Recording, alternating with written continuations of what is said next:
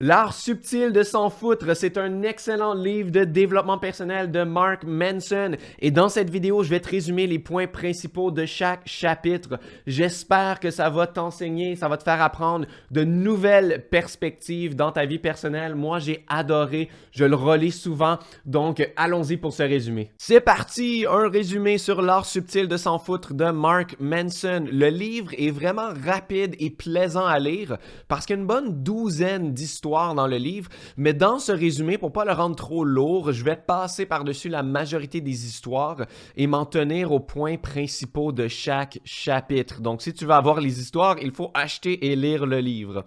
Donc, premièrement, le livre là n'est pas à propos de se foutre de tout. C'est ce que les gens pensent quand ils voient le titre du livre, mais le titre est trompeur. La réalité, c'est que tu dois te foutre de quelque chose dans la vie. Donc, de quoi vas-tu te foutre? Et pourquoi? C'est vraiment le sentiment derrière tout ce livre-là et non pas justement de juste vivre l'indifférence dans ton quotidien. Donc, ça se veut à contre-courant au développement personnel typique qui met l'accent sur le positif, sur travailler fort, sur la motivation. Si tu veux quelque chose, tu as juste à travailler fort, à regarder ton but, ne jamais lâcher, être positif. Et puis, la plupart des livres de développement personnel sont comme ça. Donc, Mark Manson, lui, a amené une perspective différente sur le marché du développement personnel et c'est pourquoi ce livre-là a été autant populaire. C'est pas parce qu'il est un peu plus vulgaire ou que le ton est différent, mais parce que c'est un peu plus réaliste, pragmatique, ça vend moins du rêve, ça va chercher un peu plus quelque chose de réaliste dans notre quotidien et de la façon dont on vit les choses dans la vie. Donc ça, c'est vraiment le sentiment qu'il y a derrière le livre en tout et on va faire chaque chapitre un à la fois. Le premier chapitre, c'est Don't try, n'essaie pas. On voit toujours des histoires de gens qui ont réussi en étant de bonnes personnes travaillantes. Mais c'est aussi possible de réussir même en faisant toutes les mauvaises choses. Donc, il y a l'histoire au début de Charles Bukowski qui est devenu un poète très célèbre. Maintenant, ça fait tellement longtemps qu'il n'y a plus grande personne qui se souvienne de lui. Mais lui, il était alcoolique, il avait des problèmes de prostitution, il y avait des problèmes de colère. Donc, on ne peut pas dire que c'est parce qu'il a travaillé fort et qu'il était une bonne personne qu'il a réussi dans la vie. Au contraire, il savait qu'il était un moins que rien lui-même. Donc, ce que Manson veut dire là-dedans, c'est que le problème avec le développement personnel d'aujourd'hui, c'est qu'on cache l'autre côté de la médaille. On va juste prendre les exemples qui nous plaisent seulement. On va prendre les exemples des gens qui ont réussi en travaillant fort, alors que le contraire existe tout autant. C'est juste qu'on ne veut pas en parler parce que ça ne prouve pas notre point. Et c'est vraiment sa critique du développement personnel d'aujourd'hui. Et c'est pour ça qu'il donne une autre perspective dans ce livre. Donc, il parle du backwards law, ce qu'il appelle la loi à l'envers. Donc, la recherche d'une expérience positive est en elle-même une expérience négative. Parce que si on veut rechercher le positif, c'est qu'on se rappelle à nous-mêmes qu'on est en ce moment dans le négatif. Donc, si je veux embellir mon apparence, c'est que je me rappelle devant le miroir que je me trouve laid. Donc, si je me répète « je suis beau » devant le miroir, eh bien, c'est ça, je me dis, pourquoi je me demande, pourquoi je me dis est-ce que je suis beau devant le miroir? C'est parce que je ne le suis pas en réalité. Si j'étais beau et je me trouvais beau, j'aurais même pas besoin de me le dire dans le miroir, comme dire « je suis heureux ». Ça, c'est un peu les trucs d'affirmation qu'il y a dans beaucoup de livres de développement personnel. Ben Mark Manson, lui, il rit de ça un peu parce qu'il dit « ça n'a pas de sens, c'est comme se rappeler qu'on n'a pas ce qu'on veut, donc c'est une expérience négative ». Et au contraire, l'acceptation d'une expérience négative est en elle-même une expérience positive. De dire « j'accepte que ceci est négatif en ce moment », eh bien, ça fait du bien de se l'accepter parce que l'acceptation, c'est toujours positif, c'est toujours un pas vers l'avant, c'est toujours quelque chose qui nous amène à aller plus loin. Donc, derrière le livre, tous les autres chapitres vont parler un peu de ce principe-là. Il faut accepter le négatif dans notre vie. Il ne faut pas essayer toujours de se sentir bien parce que ça finit par faire le contraire. Donc, la tolérance et l'acceptation du négatif, c'est la clé. Et l'indifférence, c'est impossible parce que si tu te fous de tout, c'est que tu ne te fous pas de te foutre de rien. Hein? C'est un peu... Là, je vais répéter ça. Si tu te fous de tout, c'est que tu ne te fous pas de te foutre de rien. C'est un peu... Moi, je suis un fan de rock progressif. Si tu connais le groupe canadien Rush, eh bien, dans la chanson Free Will, ils vont dire If you choose not to decide, you still have made a choice. La traduction, ça veut dire, si tu choisis de ne pas décider, tu as quand même pris une décision qui est la décision de ne pas décider. Donc, c'est impossible de ne pas décider. C'est impossible d'être indifférent. On se fout tout le temps de quelque chose, même si ce quoi on se fout, c'est se foutre de rien. Donc, dans cette optique-là, on est obligé de se foutre de quelque chose. Donc, aussi bien consciemment choisir quelque chose qui en vaut la souffrance. Choisir, ça va être quoi nos difficultés dans la vie au lieu de choisir tout simplement d'être heureux qui n'a aucun sens. Donc, pour confronter l'adversité que l'on vit, il faut avoir quelque chose de mieux à se foutre que les petits problèmes du quotidien. Ce que l'auteur dit, not enough fucks to give. Donc, ça veut dire que la plupart des gens, ils vont se foutre de trucs, mais ça va être des trucs tellement mineurs que ça n'en vaut pas la peine dans sa vie. Donc, la personne qui va arriver au supermarché et qui va s'indigner parce que le caissier n'accepte pas mon petit coupon de 50 centimes sur une soupe en canne, eh bien, cette personne-là, on va le dire, elle n'a pas enough fucks to give, elle n'a pas assez à se foutre dans la vie. Elle se fout seulement des petites choses qui n'en valent pas le détour, qui n'en valent pas la peine. Donc, c'est à soi de décider quelle souffrance est-ce que je veux vivre. Il faut s'assurer que cette souffrance en vaille le coup et que ça ne soit pas une petite chose. Ce qui nous mène au chapitre 2. Le bonheur est un problème. Souffrir a une fonction d'évolution. C'est une émotion utile qui a mené à notre survie. Parce que quand on y pense, là, les humains du Néandertal, là, eux, s'ils étaient heureux tout le temps et ils n'avaient pas de stress, ils n'avaient pas d'anxiété, eh bien, ils n'auraient pas fait des efforts supplémentaires pour survivre, pour trouver de la nourriture, pour aller chasser, pour faire des inventions, trouver le feu pour se tenir au chaud. Parce que s'ils se complaisaient dans ce qu'ils avaient, ils n'auraient jamais fait ça. Donc, il y a vraiment une utilité à la souffrance. Et l'idée de ne jamais devoir se sentir mal à cause de ça, c'est un problème. Ça va contre notre nature humaine. On veut s'échapper à tout prix de nos mauvaises émotions, mais elles sont des signaux qu'il faut écouter. Ces signaux-là existent pour une raison. Et sans écouter ces signaux-là, on se limite beaucoup dans notre vie parce que finalement, on enterre les signaux qui font qu'on prend des grandes décisions dans la vie. Hein, c'est rare que quand tu as pris une décision difficile qui a changé le cours de ta vie, que tu te sentais bien à ce moment-là. Tu te sentais probablement mal et tu t'es dit « quelque chose doit changer ». Et c'est pour ça que la souffrance sert beaucoup. Donc, Mark Manson va parler de l'échelle hédonique. En anglais, c'est le hedonic treadmill. Je trouve que c'est mieux en anglais parce que c'est comme un tapis roulant. Ce qui veut dire que c'est sans fin. Donc, le bonheur, l'échelle hédonique, c'est quand ton bonheur est conditionnel à l'obtention de quelque chose. Et là, ça crée une roue sans fin. C'est quand tu dis « je vais être heureux enfin si je peux m'acheter une maison ». Mais là, quand tu t'achètes une maison, tu vas dire « je vais être heureux quand je vais pouvoir mettre la maison à mon goût, la décorer comme je veux ». Là, ensuite, je vais être heureux seulement quand je vais pouvoir inviter tous mes amis dans ma maison. Puis là, quand tes amis sont là, eh bien là, il y a une beuverie et là, ils commencent à casser des trucs. Je vais être heureux seulement quand je vais avoir des amis qui ont un bon sens de vivre et qui cassent pas des trucs. Et là, finalement, ça finit jamais. Il y a toujours une condition après condition à son bonheur et c'est souvent ce qui arrive avec les gens qui vont pourchasser le bonheur encore et encore. Mark Manson dit, il ne faut pas le pourchasser le bonheur. Quand tu es heureux, tu l'es déjà, tu n'as pas besoin d'aller le rechercher. De la même façon que je disais, si tu es devant le miroir et tu dis « je suis heureux », tu fais des affirmations, eh bien ça va à contresens. Si tu étais heureux, tu n'aurais pas besoin de le faire en fait. Donc, être heureux, selon Manson, c'est de résoudre des problèmes. Parce que si tu prétends n'avoir aucun problème, tu ne seras pas heureux parce que c'est de l'évitement de tes problèmes. Personne n'a aucun problème dans sa vie. On a tous des problèmes à tout moment. La vie est complexe, elle est ainsi faite. Et si tu ne penses pas pouvoir régler tes problèmes, eh bien, tu ne seras pas heureux non plus, car ça, c'est se résigner de dire, bah, j'ai des problèmes et je pourrai jamais les régler. Je vois pas comment je peux être heureux de cette façon-là. Donc, la conclusion là-dedans, c'est choisis les problèmes que tu désires avoir.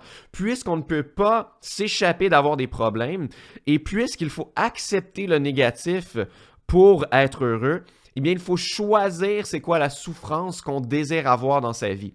Et puis, Manson va plus loin. Il dit, c'est facile là, de dire, bon, mais moi, je veux être aimé, je veux être beau, je veux être riche. Tout le monde veut ça. C'est un niveau de confort que tout le monde recherche. Donc, une meilleure question à se poser, c'est plutôt quel genre de difficulté ou souffrance est-ce que je suis prêt à endurer? Pour quelle chose est-ce que j'accepte de vivre des difficultés? Quand on remet ça en perspective, c'est une meilleure façon de voir les choses dans la vie parce que là, on garde en tête l'objectif. Souvent, quand on souffre et on ne sait pas pourquoi on souffre, eh bien, c'est difficile de pousser à travers la souffrance et de continuer à ne pas lâcher et garder notre objectif en tête. Mais quand on le sait pourquoi on souffre, eh bien là, c'est beaucoup plus facile à accepter. Chapitre numéro 3, tu n'es pas extraordinaire, you are not special. Donc, se croire extraordinaire, c'est penser qu'on peut être heureux sans passer à travers les expériences négatives. Et c'est ça qui nous mène à adopter des comportements destructifs et à se faire des illusions parce que on va tous passer à travers des trucs négatifs dans notre vie. Et là, ça nous mène à vouloir un traitement spécial, ce qu'il appelle le narcissisme grandiose ou le narcissisme de victimisation. Donc, c'est les deux extrêmes du même bout. Donc, le narcissisme grandiose, c'est dire « je suis meilleur que vous tous, alors je mérite un traitement spécial ». Et l'autre côté, narcissisme de victimisation, je suis un loser, je suis un moins que rien comparé à vous, donc je mérite un traitement spécial aussi. Et dans les deux cas, ça revient entièrement au même. Qu'on veut avoir un ego surdimensionné, comme on dit, hein, s'enfler la tête au point où on ne passe plus dans les cadres de porte, ou au contraire, qu'on se victimise au point qu'on cherche vraiment la pitié des autres, ça revient entièrement au même. Tu n'es pas spécial, tout le monde est au milieu de ça, tu n'es pas meilleur ou moins bon que les autres. Et la culture de l'exceptionnalisme, ça nous pousse à penser que nous sommes spéciaux. Et ça, c'est malsain. Ça fait du bien d'entendre qu'on peut accomplir des grandes choses si on met les efforts, mais on ne peut pas tous être spéciaux. Donc, dans toutes les publicités, les messages, justement, les livres de développement personnel, ils vont dire « Tu es spécial, tu peux accomplir de grandes choses, t'as qu'à avoir la motivation à mettre les efforts. » Et puis là, tu dis « Ah ouais, moi, je suis capable, je vais faire mieux que tout le monde. » Mais en fait, c'est malsain de penser comme ça parce que là, on se crée une espèce de persona qu'on est meilleur que les autres alors que ce n'est pas du tout le cas. Il faut accepter au contraire que ce qu'on fait n'aura pas une grande incidence dans le monde entier, que la majorité de notre vie ne sera ni spéciale, ni remarquable, et c'est correct. Pour la plupart d'entre nous, là, on ne va pas être celui qui va inventer la machine, qui va enlever la pollution et faire en sorte que la planète Terre va être habitable pendant des millénaires encore. La majorité, on va faire des petits trucs et personne ne va s'en rappeler dans 100 ans. On ne va pas vraiment laisser notre trace dans ce monde et ça ne devrait pas être un problème parce que ce n'est pas ainsi fait. On ne peut pas tous être spéciaux. Si on est tous spéciaux, eh bien en réalité, personne n'est spécial. Tu comprends ce que je veux dire? Chapitre numéro 4, la valeur de la souffrance. Même si tu es le plus intelligent, le plus motivé, le plus discipliné, ce n'est pas le bon but. Si ce n'est pas le bon but ou les bonnes valeurs, tu es cuit, tu fais du surplace, ce que tu fais n'a aucune valeur. Donc là, j'avais dit que je ne ferais pas beaucoup d'histoire, mais celle-là est quand même importante. C'est un gars qui faisait partie de la Deuxième Guerre mondiale. C'était il se battait avec le Japon, je crois. Et ensuite, il s'est perdu sur une île déserte. Et puis, il n'a jamais su que la guerre était terminée. Donc, pendant 25 ans, il s'est caché dans des cavernes et dès qu'il voyait des passants au loin, il les tuait carrément parce qu'il pensait que la guerre n'était pas finie. Il ne faisait plus confiance à personne. Alors, lui, son but dans la vie, c'était de gagner la guerre, mais ce n'était plus le bon but depuis 25 ans. Donc, même s'il se battait pour des valeurs qui, au début, peut-être pouvaient être honorables, il voulait défendre son pays, eh bien, ce n'était plus le bon but et les bonnes valeurs depuis un méchant bout, comme qu'on dit en québécois. Donc, il faut se poser la question, pourquoi suis-je en train de souffrir? Pour quelle valeur? Selon quel but? Si tu te rends compte que tu as choisi ta souffrance, mais que cette souffrance-là n'en vaut pas le coup, qu'elle n'en vaut pas la peine, que ce n'est pas selon les bonnes valeurs, alors tu es complètement désaxé.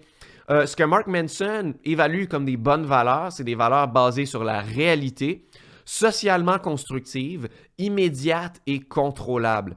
Par exemple, l'honnêteté. Donc, l'honnêteté est basée sur la réalité. On dit vraiment ce qui est, on ne ment pas. C'est socialement constructif. Donc, même si ça ne fait pas plaisir à la personne de l'entendre, ça va être plus constructif pour elle d'apprendre la vraie chose et quelque chose qui va lui permettre de s'améliorer. C'est immédiat et contrôlable. Tu as le contrôle sur ta propre honnêteté si tu dis la vérité, si tu mens et quand tu le fais. Donc ça, c'est un bon exemple. Des mauvaises valeurs, c'est le contraire. Elles sont basées sur des superstitions socialement destructrices, ni immédiates et ni contrôlables. Donc, exemple, si toi, ta valeur, c'est que tu veux être aimé par tout le monde, tu veux te sentir bien tout le temps, eh bien, être aimé par tout le monde, ben c'est destructeur parce que c'est pas vrai que tout le monde dans la terre entière va t'aimer. Il y a des personnalités différentes, il y a des opinions différentes. C'est impossible de se faire aimer par tout le monde, donc tu vas être déçu. Et ça, ce n'est pas contrôlable. Tu peux pas savoir si la personne a la même façon de voir les choses, de voir le monde que toi. Donc, tu vas être déçu tout le temps et c'est de mauvaises valeurs. C'est le genre de valeurs comme ceci. Donc, il faut être certain de bien choisir sa souffrance et qu'elle soit basée sur des bonnes valeurs selon le bon but. Et justement, le chapitre 5, tu fais tout le temps des choix. Mark Manson dit que c'est le chapitre le plus important du livre parce que c'est le concept de la responsabilité que la plupart des gens n'appliquent pas à leur vie et qu'ils ne comprennent pas ou qu'ils comprennent mal. Donc, la réalité, c'est que tu choisis toujours. Même si tu ne penses pas choisir, tu choisis, même quand c'est des circonstances externes. C'est quand même toi qui as la responsabilité de faire le choix par rapport à ces circonstances-là. Donc, la seule différence, c'est si tu t'admets ou non que tu fais des choix. On ne veut pas avouer qu'on choisit chacun de nos problèmes. Donc, j'ai fait une petite faute ici. On ne veut pas avouer qu'on choisit chacun de nos problèmes. C'est beaucoup plus facile de mettre la faute sur les autres à la place au lieu de dire nous-mêmes, OK? Donc, ça, c'est comme l'expérience d'un marathon. Je te donne deux versions, OK? C'est le meilleur exemple. Si jamais il fallait que tu fasses un marathon parce que quelqu'un te mettait un fusil sur la tempe et il disait « Si tu ne cours pas ce marathon demain, je vais tuer toute ta famille. » Donc, dans ce choix-là, tu vas faire le marathon parce que tu veux sauver toute ta famille. Et si, disons, tu auras fait un marathon, mais que cette fois-ci, tu t'es entraîné pendant des mois et des mois, toute ta famille était présente et t'encourageait « Allez, va jusqu'à la ligne d'arrivée. » Et là, tu franchis la ligne d'arrivée, c'est le bonheur, tout le monde te félicite.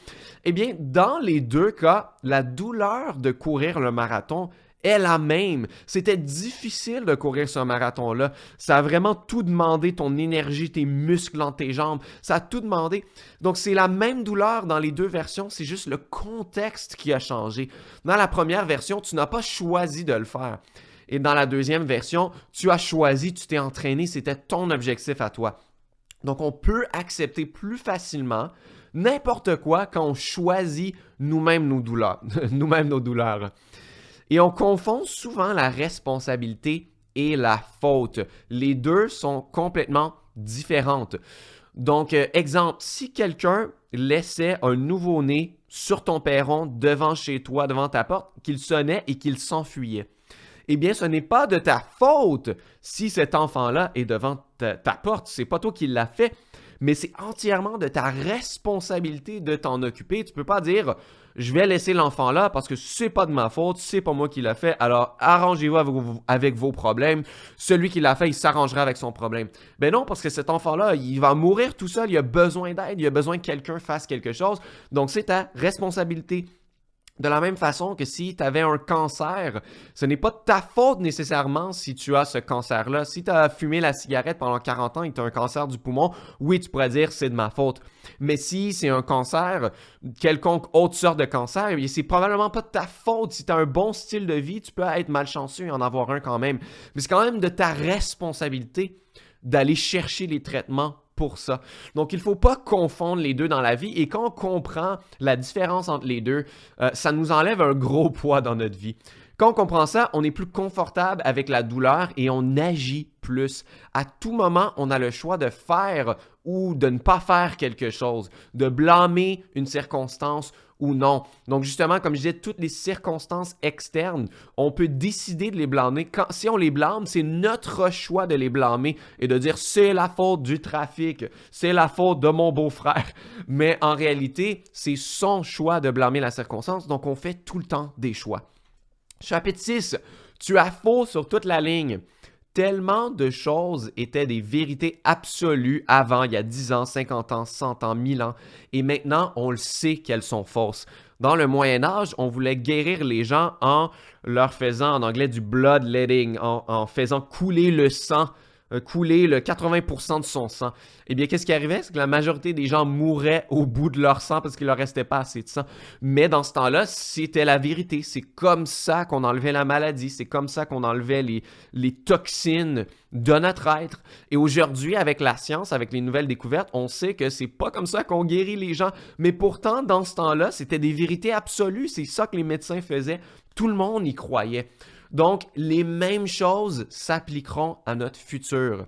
Ce que tu crois dur comme fer en ce moment, dans 10 ans, 20 ans, tu vas rire de ça. Tu vas dire, comment est-ce que je croyais ça? C'était tellement faux, mais pour moi, c'était vrai dans ce temps-là.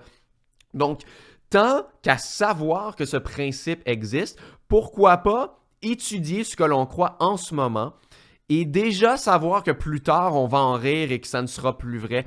Donc, avoir l'humilité de ce qu'on croit en ce moment en se disant peut-être que ça ne sera jamais vrai en réalité. Donc, les dangers d'être trop certain, c'est que les plus certains sont aussi les gens les plus ignorants. On voit ça récemment avec les conspirationnistes. Eux autres, c'est les gens les plus certains du monde. Ils savent qu'ils ont la vérité. Alors que les gens les plus intelligents, souvent les gens qui vont faire de la science, eh bien, c'est des gens qui sont jamais certains.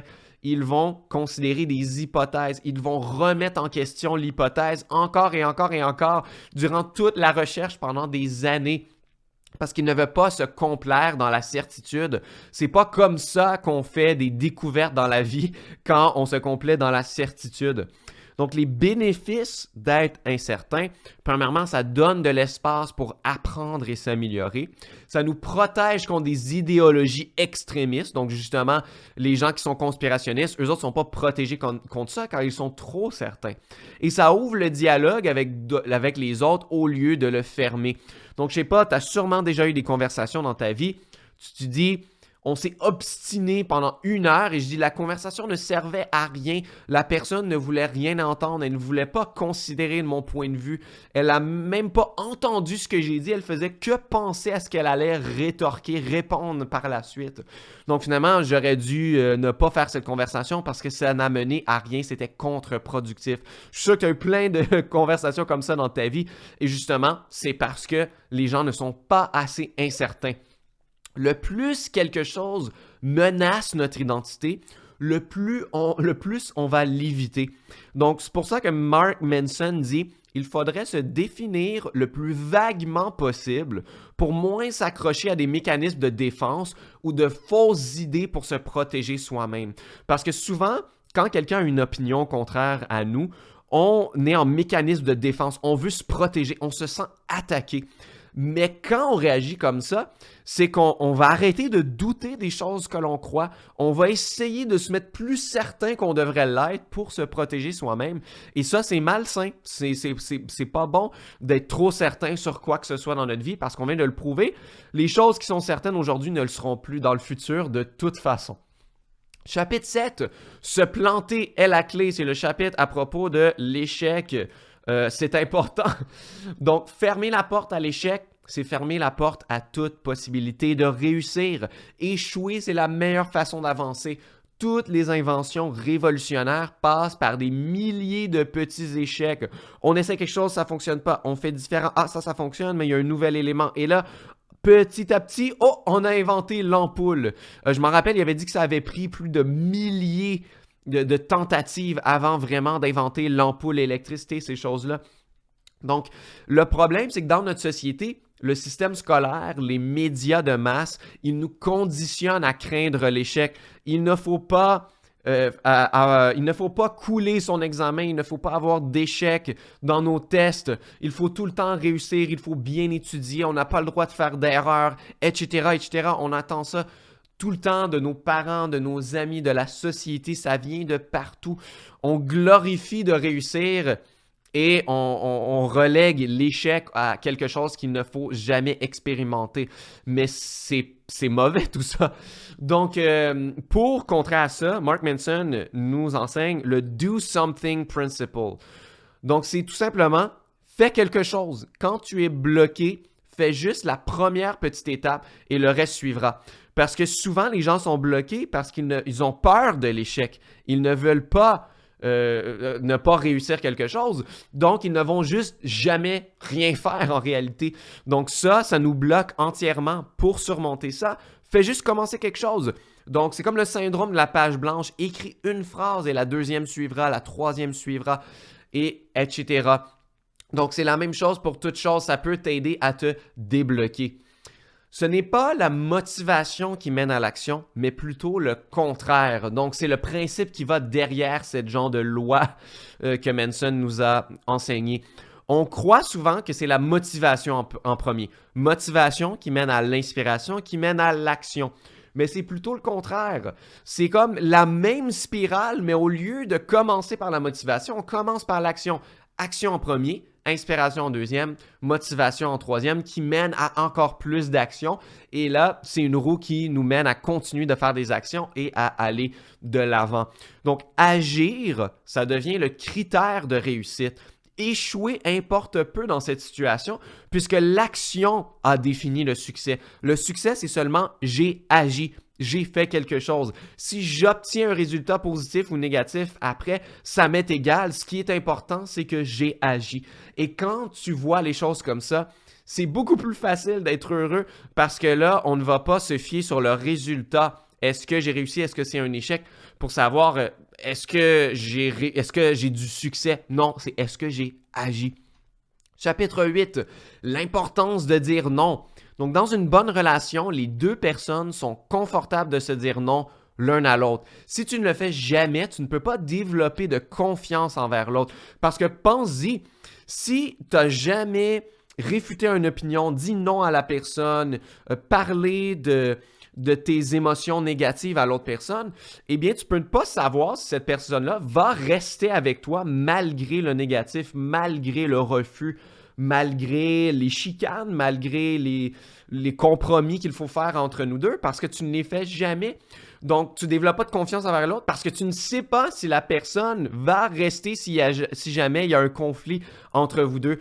Mais si tu laisses ces choses-là arriver et que la personne reste toujours là pour toi, eh bien là, tu développes le sentiment de confiance parce que tu as eu des preuves. Elle t'a montré qu'elle va être là pour toi malgré tout. Hein? C'est comme le mariage, on dit pour le meilleur et pour le pire, mais si tu n'expérimentes jamais le pire, eh bien, tu peux jamais savoir si la personne est de confiance. Donc ça, c'est important aussi de Mark Manson, le principe que si je veux quelque chose, c'est que je dois rejeter autre chose. On ne peut pas tout faire dans la vie.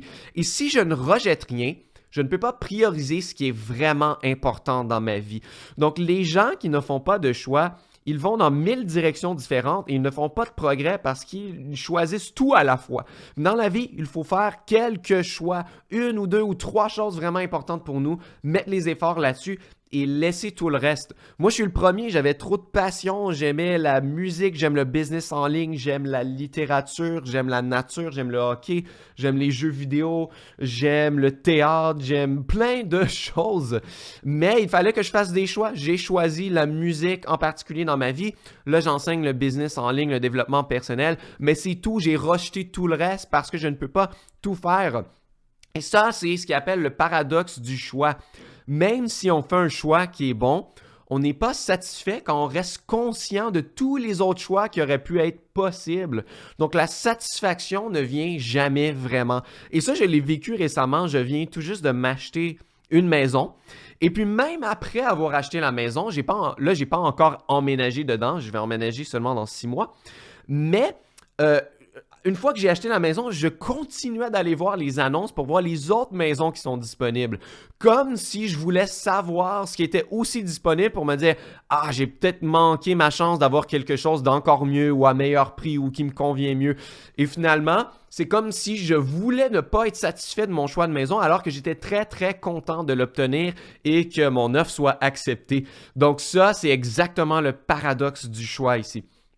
Donc, choisir quelque chose, ça donne l'impression de manquer le bateau sur tout le reste, mais en réalité, ça nous libère.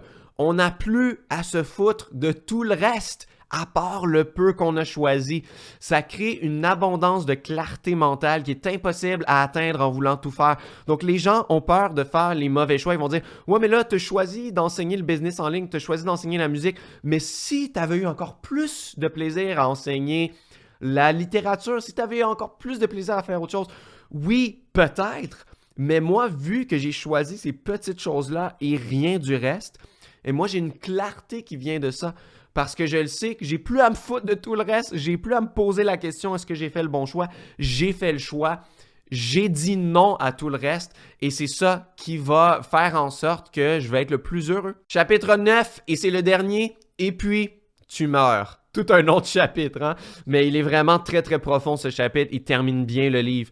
Donc, la mort, c'est ce qui cristallise ce qui compte dans la vie. C'est confronter la mort qui nous mène à voir ce qui est vraiment important. Donc, selon Manson, il faut questionner notre mortalité souvent.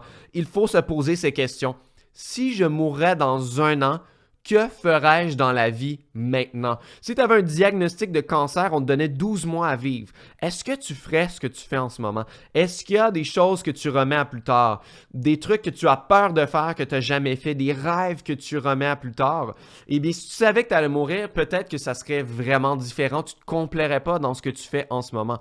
Et si oui, si tu n'aurais rien fait de différent, eh bien, bravo, tu t'es vraiment créé une belle vie. Tu dois te demander aussi, si je mourrais dans 1 jour, si je mourrais demain, quels seraient mes regrets? Est-ce que tu aurais des gros regrets, des petits regrets? Aucun regret. Il faut te poser la question parce que ces regrets-là, c'est temps d'agir et de faire quelque chose à propos de ça parce que tu ne sais pas quand tu vas mourir. Et Manson parle aussi des 2 mois. Il y a 2 versions de soi, celui physique, donc celui qu'il faut nourrir, faire du sport, maintenir, dormir, et celui conceptuel. Et on chasse souvent un projet d'immortalité car on ne veut pas mourir entièrement. On veut ne pas se faire oublier, on veut laisser notre trace dans ce monde. C'est pour ça que les gens veulent avoir leur nom sur une rue, sur une invention. Ils veulent devenir riches pour laisser un legs à leur famille et que ça dure des générations et des générations. Les gens ne veulent pas que leur existence n'ait servi à rien et qu'ils aient été seulement de passage sur cette terre et qu'ils n'ont vraiment rien laissé après. Mais il n'y a pas de mal à ne pas laisser un leg, à ne pas être immortel, parce que même les gens qui sont immortels, qui ont leur nom sur une rue, bien, un jour, cette rue va être rebaptisée, elle va être changée, des nouvelles inventions vont être faites et les anciennes vont être oubliées. C'est impossible d'être entièrement immortel. Donc finalement, on ne l'est pas mortel. Il ne faudrait pas voir ça comme quelque chose de mal, de ne pas laisser sa trace, d'être quelqu'un de tout simplement normal, qui fait qu'avoir des plaisirs simples dans la vie. Donc, je vais terminer avec l'histoire du Cap de Bonne-Espérance en Afrique du Sud, parce que le livre se termine comme ça, et moi, ça m'a vraiment beaucoup marqué, et je veux que tu te l'imagines toi aussi. Donc, ferme tes yeux et imagine ceci. Tu es sur la falaise la plus haute sur toute la terre entière qui est au bout de l'Afrique du Sud. Il n'y a vraiment rien là. Il y a un peu de brume et ensuite il n'y a rien et c'est des mètres et des mètres, des kilomètres même où tu pourrais tomber. Et là, tu t'approches de la falaise, petit pas par petit pas. Tu sens vraiment l'anxiété monter, la peur, parce que tu sais, tu te rapproches du bord et tu pourrais tomber. Et si tu tombes, c'est terminé, tu vas mourir assurément. Tu te rapproches, tu t'assois tout tranquillement. Tu essaies petit centimètre par petit centimètre de mettre ton pied et ta jambe sur le bord du précipice. Tout ton corps tremble. Tu vois vraiment la mort devant toi. Tu dis, le vent pourrait juste souffler dans la bonne direction un peu plus fort et tu tomberais de l'autre côté. Tu sens le vent qui souffle. Tu mets ta deuxième jambe et là, les deux jambes sont vraiment dans le vide et elles balancent comme ça. Tu approches un petit peu ton fessier centimètre par centimètre et là, tu vois vraiment toute ta mort devant toi. Tout ton corps est en état de panique. Il veut se relever et s'en aller de ce danger-là. Mais toi, tu prends une grande respiration. Et là, tu es devant le fait accompli. Est-ce que c'est vraiment ce que tu veux dans la vie? Tu es à 2 secondes, à 2 doigts de la mort qui est devant toi. Est-ce que tu as pris les bons choix? Est-ce que tu ne voudrais pas autre chose? Est-ce que tu aurais des regrets? Tout ça te monte à la tête super rapidement parce que tu es vraiment devant le fait accompli de la mort. Là, tu peux ouvrir tes yeux encore. Mais moi, j'ai adoré ce passage-là du livre parce que ça fait un bon résumé de tout ça. Est-ce que tu veux vraiment t'en faire avec des petites choses qui n'en valent pas la peine? Est-ce que tu veux chasser d'être heureux toute ta vie alors que tu pourrais tout simplement accepter le négatif comme une bonne expérience et apprendre de celui-ci et continuer d'avancer dans la vie, de dire non au lieu de faire des petits mensonges, de vraiment affronter les gens avec honnêteté, de se demander est-ce que c'est les bons buts, les bonnes valeurs, est-ce que j'ai le bon objectif dans la vie, est-ce que j'accepte la souffrance, est-ce que j'ai choisi mes propres souffrances selon des bons buts et des bonnes valeurs qui font que je vais être heureux. Et tout ça, c'est en contradiction avec le développement personnel que l'on voit de nos jours de « Ah, il faut que tu sois motivé, discipliné, tu peux tout faire dans la vie. » Non, tu as le droit d'être une personne normale, tu as le droit de te sentir mal, de choisir tes souffrances et c'est ça qui est important. Donc, ce résumé était pas mal plus long que je le pensais, mais j'espère que tu en as appris beaucoup. J'ai un cadeau pour toi avant que tu partes. Si jamais tu as envie de faire un business en ligne, d'enseigner ta passion, de gagner ta vie, justement, de prendre la souffrance, de devoir faire des efforts par toi-même pour bâtir ton business et en récolter les fruits par la suite, j'ai un guide gratuit, premier lien dans la description plus bas. Ça détaille tout ce qu'il faut faire pour créer un business en ligne minimaliste dans l'objectif de gagner plus d'argent tout en travaillant moins. Mais ça ne sera pas facile, il va falloir que tu mettes beaucoup d'efforts, ça va prendre plusieurs années, mais ça peut changer ta vie. Donc, si jamais c'est quelque chose que tu remets à plus tard et c'est pour ça que tu t'intéresses au développement personnel, eh bien, va chercher ça, c'est gratuit complètement, c'est mon cadeau pour toi pour avoir écouté ma vidéo jusqu'à la fin. Premier lien dans la description ou enseignetapassion.com/guide. Et évidemment, abonne-toi à ma chaîne. Je vais faire des résumés de livres de développement personnel, livres business. Je vais en faire beaucoup dans les prochaines semaines, dans les prochains mois. C'est quelque chose que j'adore, qui me passionne aussi. Donc, j'espère que tu seras au rendez-vous. Abonne-toi avec la petite cloche et on va se revoir très bientôt dans une nouvelle vidéo.